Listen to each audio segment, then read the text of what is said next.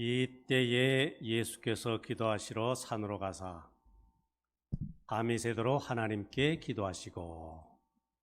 자, 오늘 봉독한 말씀 12절의 말씀이지요.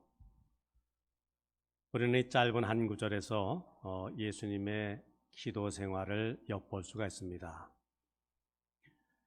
예수님은 우리의 구주이시자 영원한 인류의 스승이 되신 분이신데, 스승이 되신 예수님, 우리에게 기도의 본을 보여주고 계십니다. 자, 예수님은 왜 기도를 하셨을까? 왜 기도의 생활이 필요하셨을까? 예수님은 하나님의 아들이시지요. 능력이 많으신 분입니다. 죄는 없으신 분입니다. 하고자 하실진데 못할 일이 없으신 분이십니다. 하나님 자신이십니다. 자, 그러나 그럼에도 불구하고 예수님은 기도를 하셨습니다. 밤새워 기도하시고 눈물로 기도하셨습니다. 새벽에 기도하시고 무릎을 꿇고 기도하셨습니다. 우린 예수님의 이 기도 생활을 통해서 몇 가지 우리가 배울 수가 있습니다. 첫째, 예수님은 그의 복음 생활에 있어서 큰 일이 있을 때마다 기도하셨다 하는 사실입니다. 우리가 잘 알고 있습니다. 예수님 공생에 시작하기 전에 40일 동안 광야로 나가셔서 금식하시면서 기도하셨습니다. 그 생애의 절정에 변화산에 오르셔서 온몸이 변화되시는 가운데 영광 가운데 계신 것, 바로 기도하실 때 되어진 일입니다.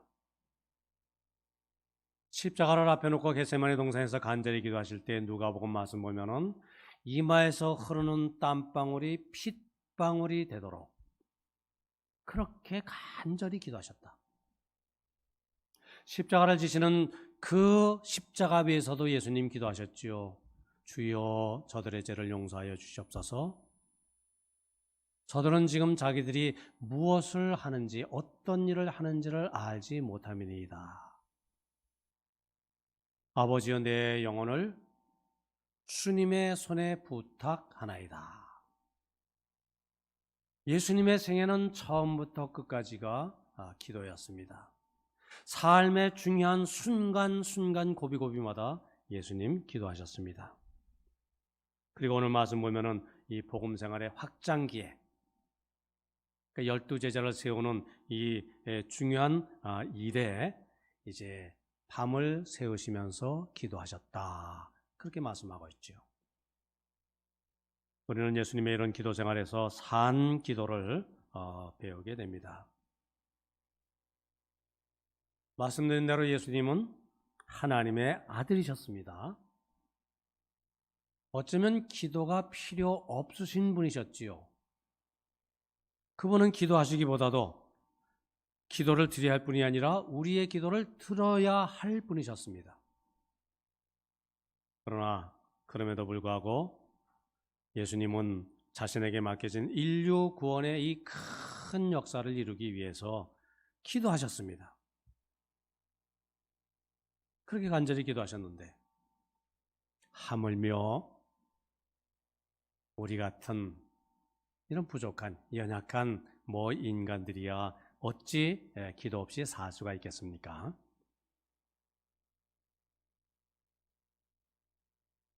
영국의 유명한 설교가인 템플 감독이라는 분이 있습니다. 물론 이제 우리 교단의 성공의 감독이시지만은 교회사에 아주 유명한 분입니다. 이분이 한 번은 케임브리지 대학 그 체부 시간에 설교를 하시게 됐습니다. 무슨 주제의 설교를 할까? 그래. 이 땅의 지성인들, 그 나라의 미래들, 그들이 기도를 배워서 하나님께 기도드리는 생활할 때 이 나라에 장래가 있지 않겠는가. 설교 제목을 기도를 응답하시는 하나님 이렇게 잡았습니다. 사실 이런 제목은 그 대학 체플에서는 별로 인기가 없는 그런 제목입니다. 영혼을 사랑하는 마음에서 이제 그렇게 설교를 했습니다. 설교를 마치자 한 청년이, 한 학생이 달려와서 말합니다. 목사님, 설교는 잘 들었습니다마는 그런데 자, 이런 과학의 시대에 아직도 기도의 응답이라는 그 미신과 같은 소리를 진짜 목사님은 그건 믿습니까? 질문을 하는 겁니다. 결국 우연히 어떤 사건에 대한 결과로 맞아떨어진다면 우연의 일치를 가지고 기독교인들은 기도의 응답을 받았다, 그렇게 주장하는 건 아닙니까? 템플 감독은 아주 유명한 그 명답을 했습니다. 기도의 응답이 우연의 일치라고요? 그럴지 모르지요. 그런데 이상한 일이 있어요. 내가 기도를 그치면 그 우연도 그만 그쳐버리고 마는 걸. 교과서처럼 그렇게 들려지는 이야기입니다. 사람의 우연은요, 하나님의 필연입니다.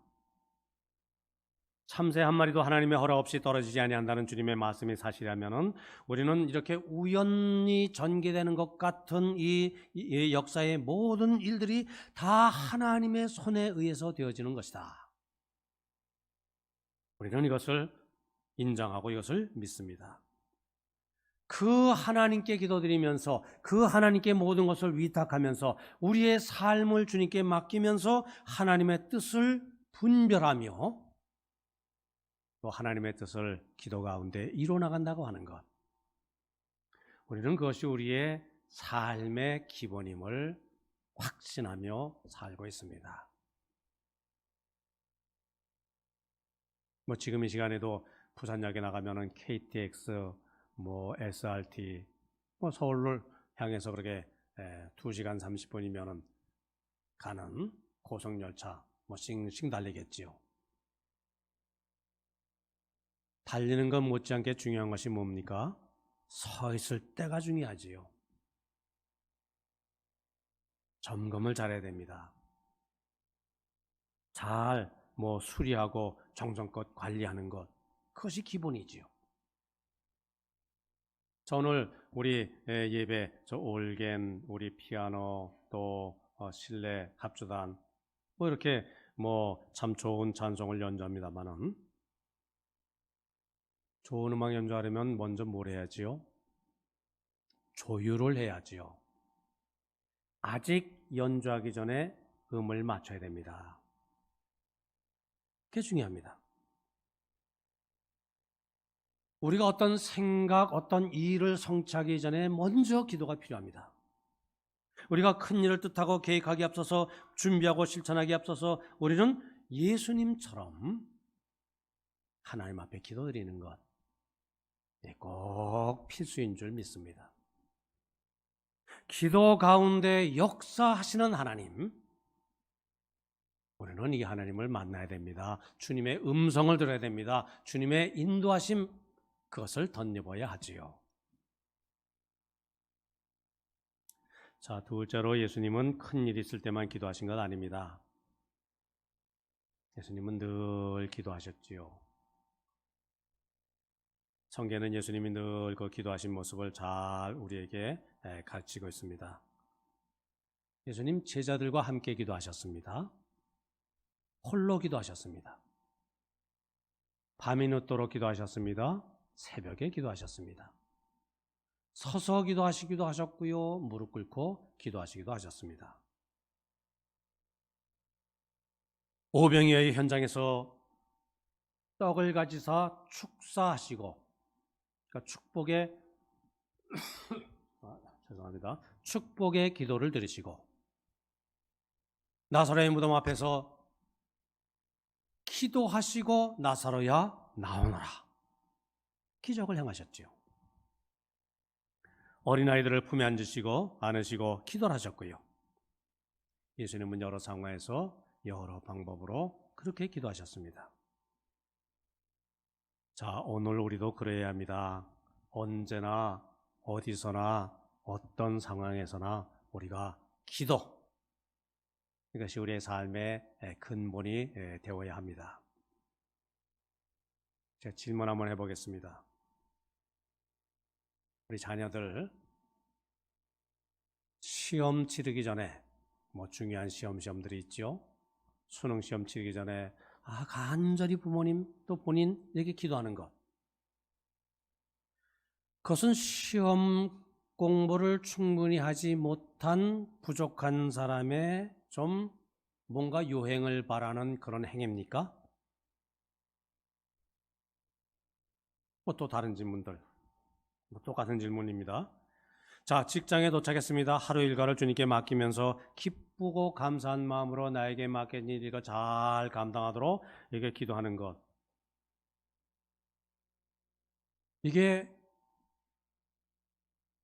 자신감 없는 사람이 취하는 나약한 행동이요? 정서적으로 불안한 사람이 취하는 행동입니까? 결혼을 앞에 두고 사업상의 계약을 체결하면서 먼 곳으로 여행을 떠나기 직전에 또 자녀들이 이렇게 작은 질병에 걸렸을 때 기도하는 것? 아직 인격이 성숙하지 못한 뭔가를 의지해야만 하는 그런 연약한 심성을 가진 사람의 유치한 행동이겠습니까?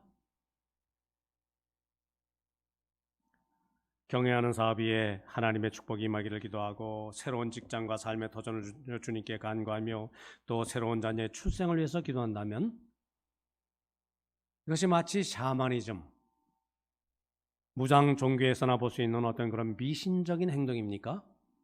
기도가 그런 겁니까? 결코 그렇지 않습니다. 기도의 본질이 뭡니까? 기도는 미신이나 요행을 바라는 그러한 행위가 결코 아닙니다. 기도의 본질이 뭡니까? 기도는 우리의 삶이 하나님이심을 고백하는 행위입니다. 하나님, 내가 내 삶의 주인이 아닙니다.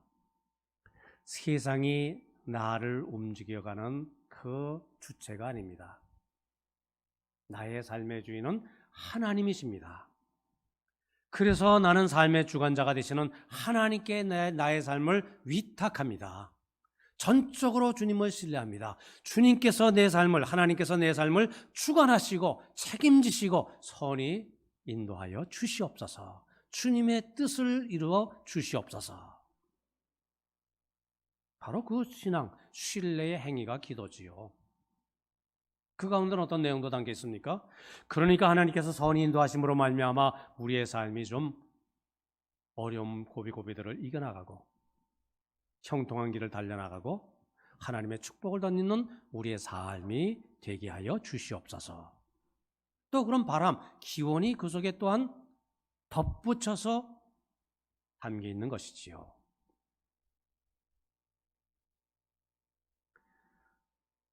그리고 한 걸음 더 나아가서 기도를 통해서 우리는 이 세상, 그러니까 우리의 삶의 주위의 환경, 여건, 상황이 변화되기에 앞서서 먼저 기도하는 내 자신이 변화되는 그러한 은혜를 우리가 또한 체험을 하게 되지요.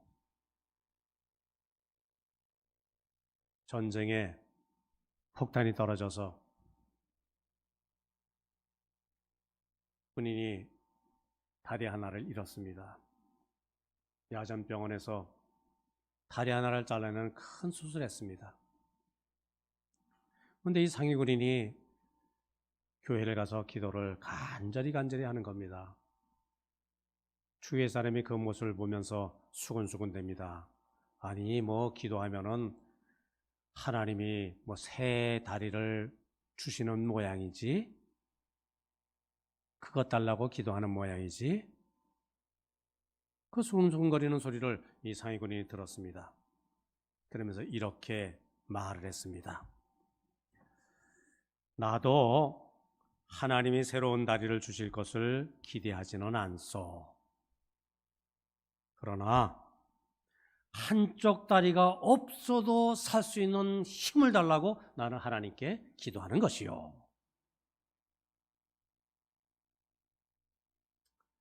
자, 우리가 일마다 때마다 기도드릴 때 체험하는 일이 뭡니까?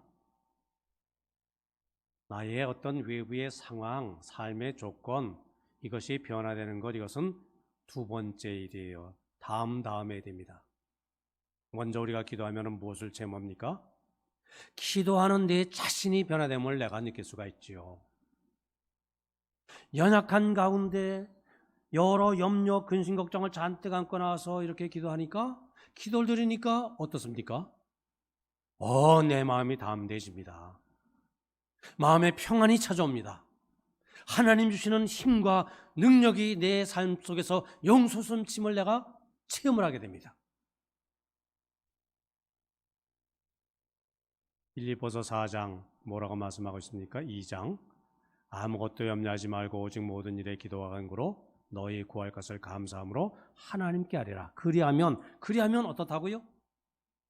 모든 지각에 뛰어난 하나님의 평강이 너희 마음과 너희 생각을 지키시리라. 내가 여러 기도 제목을 안고 씨름합니다. 간절히 기도합니다. 그 기도의 응답은 언제 이루어질지는 모릅니다. 하나님이 정하신 때에 하나님의 정하신 방법으로 응답해 주시겠지만은, 그러나 내가 기도 드리는 것이 하나님께 응답되었다, 하나님께서 연락하셨다, 이것을 내가 확신할 수가 있습니다. 무엇으로? 불안하던 마음이 평안할 때, 이렇게 염려 불안으로 들끓던 그 마음이 평강으로 채워질 때, 하나님이 이 기도 가운데 역사하시고 먼저 기도하는 나를 변화시키셨구나. 자, 우리 예수님은 일마다 때마다 기도하셨습니다. 그래서 우리의 본이 되셨습니다. 우리 또한 이렇게 항상 크고 작은 우리의 일상생활 가운데 기도하면서 주님의 역사, 주님의 또 인도를 덧입고 사시는 우리 성도님들 다들 되시기를 바랍니다. 세 번째, 그 예수님은 지금도 하나님의 보좌 우편에서 우리 성도님들, 저를 위해서 기도하고 계신 줄 믿습니다. 일찍이 사랑하는 제자 베드로가 배반할 것을 아시고 예수님은 베드로의 믿음을 위해서 기도하셨습니다. 시몬아, 사탄이 밀가불도 타려고 너를 시험하였으나 그러나 내가 너를 위하여 내 믿음이 떨어지지 않기를 위하여 내가 기도하였노라. 그 예수님께서 지금도 하늘 보좌 우편에서 우리의 믿음을 위해서 기도하고 계신 줄 믿습니다. 자, 제가 성경 구절 몇 군데 보겠습니다. 로마서 8장 34절 말씀 보면은 누가 우리를 정죄하리요 죽으실 뿐 아니라 다시 살아나시는 그리스도 예수시니 그는 하나님의 우편에 계신 자여 우리를 위하여 간구하시는 자신이라. 같은 내용입니다. 요한일서 2장 1절 말씀, 나의 자녀들아 내가 이것을 너에게 쓰면 너희로 죄를 범하지 않게 하려 함이라. 만일 누가 죄를 범하여도 하나님 아버지 앞에서 우리에게 대언자 대신 말하는, 대신 기도드리는 분이 계시니 곧 의로우신 예수 그리스도라. 그러므로 자기를 힘입어 하나님께 나아가는 자들을 온전히 구원하실 수 있으니 이는 그가 항상 살아계셔서 그들을 위하여, 그들이 누굽니까? 우리를 위하여 간구하심이니라. 히브리서 7장 25절 말씀. 그가 누굽니까? 그분, 이는 그가 항상 살아계셔서 우리를 위하여 간구하심이니라. 그가 누구십니까? 예수님 그리스도시지요. 우리 주님이십니다. 자, 우리 복음송가 잘 부르는 찬송가 중에 이런 찬송이 있지 않습니까? 당신이 지쳐서 기도할 수 없고 눈물이 빗물처럼 흘러내릴 때 주님은 아시네. 우리의 연약함을 사랑으로 돌봐주시네. 그 다음 구절이 뭐죠? 누군가 널 위해 기도하네. 누군가 널 위해 기도하네. 내가 홀로 외로워서 마음이 무너질 때 누군가 널 위하여 기도하네. 이게 얼마나 힘이 되는 찬송인지 몰라요. 나는 너무나 힘들어서 지쳐서 기도조차도 안 나와요. 하지만 누군가가 있어서 나를 기억하고 나를 위해서 기도하고 있다. 얼마나 귀한 일입니까? 그러면서 이 찬송을 부르면서 우리 한 걸음 더 나가서 무엇까지 생각하게 됩니까? 그래, 나도 누군가를 위해서 기도해 주며 사는 그 중보기도의 사역을 감당하는 사람이 되어야 되겠구나 생각을 하게 되죠. 근데 우리는 거기서 한 걸음 더 나가야 됩니다. 누군가 나를 위하여 기도하네. 누가 나를 위해서 기도하고 있습니까? 지금 이 시간엔 누가 나를 기억하고 나의 연약함을 알고 나를 위해서 내 영혼의 그 탄식 소리를 그걸 알고 기도하는 사람이 누굽니까? 내 이웃의 누구 그 사람보다도 성경 뭐라고요? 우리 주 예수 그리스도, 나의 약함을 아시는 주, 나를 위해서 대신 기도해 주시는 예수님이 내 옆에 계시다. 자, 그 예수님은 어떤 분이십니까? 이 세상에 오셨을 때에 우리의 연약함, 고통, 죄, 이거 다 짊어지신 분 아니십니까? 그거 다 짊어지시고 그 죄값을 대신 십자가에 지신 분이 아니십니까? 그분이 나를 위해 기도해 주고 계시다. 자, 예수님은 나는 생명수라 말씀하셨습니다. 생명의 물로 우리 영혼이 우리에게 목마르지 않는 진리를 채워주시는 예수님은, 근데 예수님 십자가에 달리실 때 뭐라고 외치셨어요? 내가 목마르다. 이게 얼마나 큰 비극입니까? 예수님은 왜 그 비극의 현장 십자가를 지셨습니까? 나를 위해서. 그 예수님이 지금 뭐라고 계시다고요? 나를 위해서 기도하고 계시다. 나는 세상의 빛이니라 예수님 선언하셨습니다. 그런데 예수님이 십자가에 달릴 그때 그 세상 그 모습은 어땠습니까? 흑암 속에서 운명하셨습니다. 그걸 어려운 말로 파라독스라고 하지요. 왜 그런 일이 있었습니까? 우리의 연약함을 대신 지시기 위해서. 그 예수님이 뭘 하신다고요? 우리를 위해서 지금도 간구하신다. 그 예수님 때문에 우리가 삽니다. 그 예수님 때문에 우리가 기도할 수 있는 축복의 기회를 가지게 됩니다. 그 예수님이 기도하심으로 말미암아 오늘 나도 감히 하나님 앞에 기도드릴 수 있음을 감사하시고요. 예수님의 기도의 모범을 따라서 열심히 기도하셔서 기도의 영역을 값지나다 하시는 우리 성도님들 다 되시기를 바랍니다. 성경을 보면 우리 주님 예수님께서는 제자들에게 그렇게 중요한 설교하는 법 가르치시지를 않으셨어요. 그 말씀 어디에도 그런 흔적이 없습니다. 그러나 제자들에게 기도하는 법은 가르치셨어요. 그리고 그것도 기도 부족해서 너희는 이렇게 기도하라 주기도문 우리에게 전해주셨죠. 성경 말씀 보면 우리 교회를 말씀의 집이라 이렇게 말씀한 것보다도 이 교회는 내 집은 만민이 기도하는 집이라 기도하는 집이라고 더 많이 말씀하셨습니다. 기독교 역사는 그래서 기도의 역사라 어느 분은 강조하지요. 우리가 이론과 지식으로는 하나님을 웬만큼은 좀 알 수 있어도 하나님을 온전히 알 수 없습니다. 내 생각으로는 하나님을 만나는 것 한계가 있습니다.